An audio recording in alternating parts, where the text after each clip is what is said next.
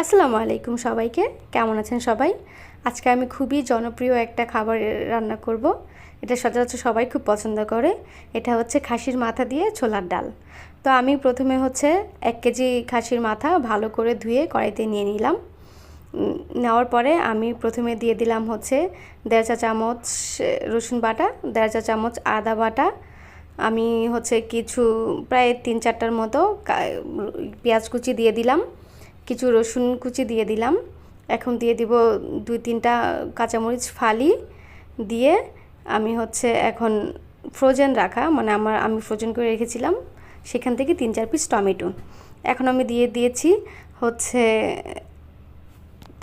তেজপাতা, এলাচ, গোলমরিচ আর হচ্ছে লং, 4-5টা লং দিয়ে তারপর আমি স্বাদ মতো লবণ দিয়ে দিলাম। আমি হচ্ছে 2 টেবিল চামচ লবণ দিলাম। আপনারা